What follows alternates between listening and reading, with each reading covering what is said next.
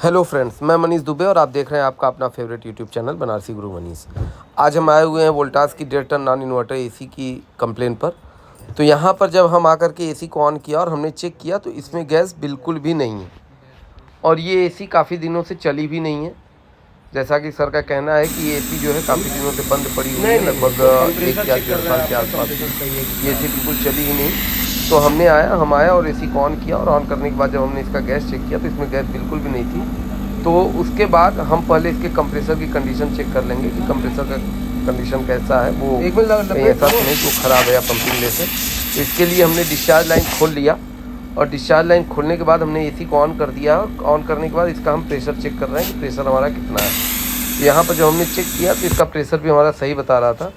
तो उसके बाद हमने कंप्रेसर जो आप हमारा जो सर्विस कंप्रेसर होता है उससे हमने इसमें प्रेशर डाला और प्रेशर डाल करके एसी को हमने खोल दिया। तो हमें तुरंत ही पता चल गया कि इसकी लीकेज कहाँ पर है। इसकी लीकेज ये देखिए, ये जो हमारी डिस्चार्ज लाइन आती है जो कंडेंसर में लगी हुई है, कंप्रेसर से होते हुए कंडेंसर में जाती है, उसी पे हमारा ये लीकेज है। यहाँ पर ही ये लीकेज है यहाँ पे।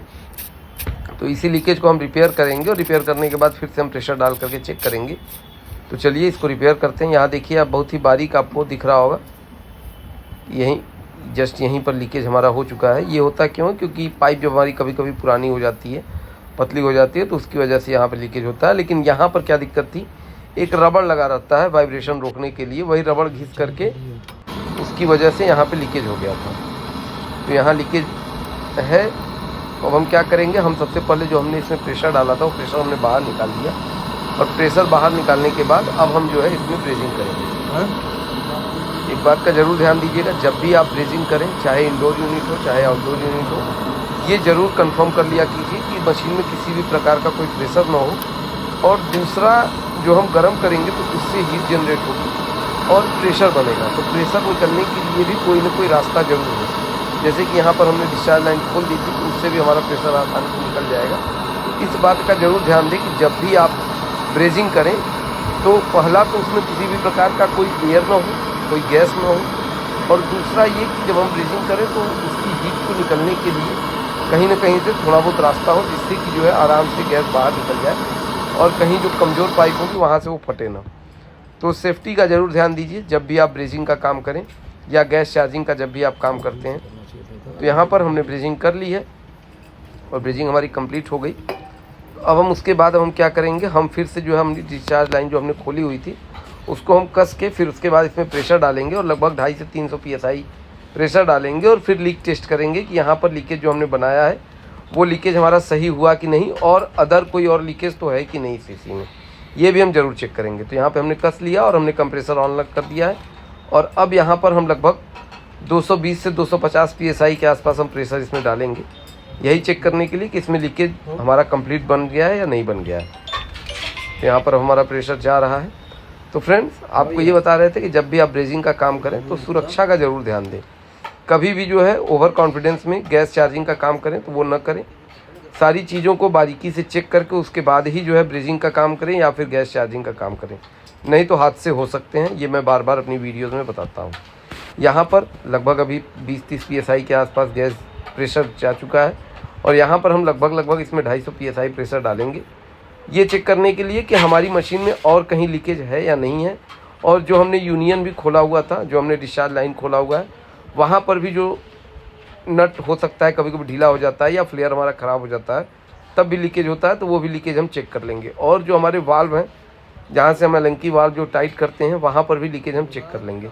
ये सारी चीज़ें बारीकी से ज़रूर चेक कीजिए अगर आप गैस चार्जिंग की जॉब पर आ रहे हैं। सारे जॉइंट्स जो आपको दिख रहे हों वहाँ पर भी आप लीकेज ज़रूर चेक कीजिए कि वहाँ पर किसी प्रकार का कोई लीकेज ना हो। और अगर आपके पास समय हो तो आप प्रेशर डाल करके उसको घंटे 2 घंटे के लिए होल्ड भी कर सकते हैं। तो यहाँ पर अभी हमारा प्रेशर अभी जा रहा है। तो इन सब बातों का ज़रूर ध्यान दीजिएगा, नहीं तो हो सकता है कि आप एक ही लीकेज बनाएं और उसके बाद आप चले गए तो फिर से कहीं और भी लीकेज अगर मिल गया तो आपकी सारी की सारी गैस जो है फिर से उड़ जाएगी। तो यहाँ पर हम अभी प्रेशर डाल रहे हैं और प्रेशर डालने के बाद हम इसको लगभग 2 घंटे छोड़ देंगे और दूसरी साइड पे जाके हम अपना कोई काम कर लेंगे और गैस भी लेते आएंगे। गैस हमने लाई नहीं है अभी। तो यहाँ पर हम फिर से एक बार लीकेज चेक किए, यहाँ किसी प्रकार का कोई लीकेज हमें नहीं मिला। यहीं पे हमने ब्रेजिंग किया हुआ था, यहाँ पर अब लीकेज हमारा नहीं है। अब यहाँ हमने 300 psi के आसपास प्रेशर लगभग डाल दिया। 250 240 250 psi के आसपास प्रेशर है। प्रेशर डालने के बाद सबसे पहले मैनिफोल्ड गेज बंद करेंगे, उसके बाद हम कंप्रेसर को बंद करेंगे। अगर हम पहले ही कंप्रेसर बंद कर देंगे तो क्या होगा कि गैस हमारी रिटर्निंग कंप्रेसर पे जाने लगेगी, तो इस बात का भी ध्यान दीजिएगा। तो यहाँ पर हमने प्रेशर डाल दिया लगभग 250 psi, और उसके बाद हम इसको छोड़ देंगे लगभग 2 घंटे के आसपास। यहाँ देखिए हमने जो प्रेशर डाला हुआ था जितना है उतना डाल करके हमने छोड़ दिया था, और अभी भी बिल्कुल भी प्रेशर कम नहीं हुआ हमारा। और यहाँ पर भी जहाँ पर हमने ब्रेजिंग किया हुआ था वो भी हमारा परफेक्ट ब्रेजिंग हो चुका है। तो यहाँ भी किसी प्रकार की कोई लीकेज अब नहीं है, और मशीन में और भी कहीं लीकेज नहीं है। ये भी हमने जब 2 घंटे छोड़ा तो जितना प्रेशर हमने डाला था उतना ही प्रेशर अभी भी है। फिर भी एक बार हम ये जो हमारे जॉइंट्स हैं यूनियन, यहाँ पर हम लीकेज चेक कर लेंगे कंफर्म करने के लिए कि अब मशीन में किसी प्रकार का कोई दिक्कत नहीं, क्योंकि सर ने बताया कि इन्होंने 2 बार गैस डलवा ली है, इसीलिए पिछले सीज़न में इन्होंने एसी फिर बनवाई ही नहीं, क्योंकि बार बार इसका गैस निकल जा रहा था। तो यहाँ पर हम इसी संतुष्टि के लिए इसमें हर जगह जहाँ भी हमने काम किया है वो सारी चीज़ें, और जहाँ भी हमें लीकेज की चांसेस दिखते हों वहाँ पर हम जो है एक बार लीक टेस्ट ज़रूर कर लेंगे। तो यहाँ ना हमारा यूनियन पे कहीं लीकेज है, जो हमारा फ्लेयर नट लगा हुआ है डिस्चार्ज और सक्शन दोनों पर, और न ही हमारा जहाँ हमने ब्रेजिंग किया हुआ था वहाँ कोई लीकेज है। और कंप्रेसर के डिस्चार्ज सेक्शन और सक्शन दोनों पर हमने चेक किया, वहाँ पर भी किसी प्रकार का कोई लीकेज नहीं है। और 2 घंटे 2.5 घंटे हमने छोड़ा भी था ये कंफर्म करने के लिए कि हमारी मशीन में किसी प्रकार का कोई लीकेज नहीं है। तो अब हम क्या करेंगे, इसमें अंदर जो प्रेशर है वो प्रेशर हम रिलीज़ कर देंगे और फिर मशीन को वैक्यूम करेंगे। इस मशीन में 22 नंबर की गैस पड़ी हुई है और लगभग 980 ग्राम के आसपास इसमें गैस पड़ी है, यानी 1 किलो के आसपास इसमें गैस पड़ी हुई है। तो अभी हम क्या कर रहे हैं, अभी हम जो इसमें प्रेशर हमने डाला हुआ था वो प्रेशर हम आसानी धीरे धीरे करके निकाल देंगे पूरा बाहर। उसके बाद हम मशीन से वैक्यूम भी करेंगे। और वैक्यूम जब भी आप कीजिए तो वैक्यूम मशीन से कीजिए, न कि सर्विस कंप्रेसर से। बहुत से हमारे मित्र बंधु हैं जो कि वैक्यूम मशीन से न करके कंप्रेसर जो हमारा होता है उसी के सक्शन लाइन से वैक्यूम करते हैं, जो कि गलत है। उससे जो है वैक्यूम अच्छे से नहीं हो पाता, और जो हमारे मॉइस्चर निकलने वाले होते हैं वो नहीं निकल पाते, वो मशीन के अंदर ही रह जाते हैं, जिससे आगे कूलिंग में प्रॉब्लम आती है। तो यहाँ पर हम वैक्यूम कर रहे हैं, और वैक्यूम लगभग 25 से 30 मिनट हम वैक्यूम करेंगे। और वैक्यूम कंप्लीट हो गया है या नहीं हो गया है उसको भी हमें कैसे पता करना है उसके बारे में भी आज हम जानेंगे। तो यहाँ पर हमारा भी वैक्यूम हो रहा है। और पहली बात कि जब हमारा वैक्यूम कंप्लीट हो जाएगा तो जो हमारी मैनिफोल्ड गेज की सुई है वो -30 के आसपास चली जाएगी। पूरी -30 तक नहीं जाएगी, लेकिन -30 और 0 के बीच में वो लगभग चली जाती है। पहला तो ये साइन है। और दूसरा साइन ये है, हमारा वैक्यूम हो चुका है कि नहीं हो चुका है, वो ये साइन है कि जब भी हम वैक्यूम हमारी कंप्लीट होगी उसके बाद जब हम मैनिफोल्ड गेज को बंद करेंगे तो मशीन की आवाज़ नहीं बदलनी चाहिए। जो हमारी वैक्यूम, यहाँ पे आप ध्यान दीजिएगा, अगर जैसे ही हम मैनिफोल्ड गेज बंद कर रहे हैं तो हमारे मशीन की आवाज़ चेंज हो जा रही है, तो इसका मतलब ये हुआ कि अभी हमारा वैक्यूम कंप्लीट नहीं हुआ है। तो हम फिर से वेट करेंगे और देखेंगे कि हमारी जो मशीन है वो कब तक वैक्यूम पूरा कंप्लीट करती है। लगभग 25 से 30 मिनट हमें वैक्यूम करना चाहिए। तो अब यहाँ पर हमारा लगभग वैक्यूम कंप्लीट हो गया, और ये देखिए अब हमने जब बंद किया तो यहाँ पे मशीन की आवाज़ चेंज नहीं हुई, और फिर जब हम खोलेंगे वैसी ही आवाज़ है। इसका मतलब ये हुआ कि अब हमारी मशीन जो है कंप्लीट वैक्यूम हो चुकी है। उसके बाद अब हम जो है इसमें गैस डाल सकते हैं। तो यहाँ पर ये -30 के पास जाएगा। जो वैक्यूम होने का 2 साइन हमने आपको बताया। पहला ये कि जब -30 के आसपास हमारी सुई चली जाएगी मैनिफोल्ड गेज की, तब हमारा वैक्यूम कंप्लीट हुआ। और दूसरी एक साइन ये है कि जब हम मैनिफोल्ड गेज को बंद करेंगे तो हमारी मशीन की आवाज़ नहीं बदलनी चाहिए। अगर ये दोनों साइनें हमारी कंप्लीट है तो इसका मतलब कि हमारा वैक्यूम कंप्लीट हो चुका है। कभी कभी होता क्या है कि अगर माइनर लीकेज अगर होगा तो हम वैक्यूम तो करेंगे, -30 के पास पहुंच जाता है, लेकिन उसके बाद फिर जो है जब हम मैनिफोल्ड गेज बंद करते हैं तो आवाज़ बदल जाती है। तो ये होता है कि अभी वैक्यूम कंप्लीट नहीं हुआ। तो इस तरह से भी आप पता कर सकते हैं। और वैक्यूम हमारी अब कंप्लीट हो चुकी है, अब हम गैस डालेंगे।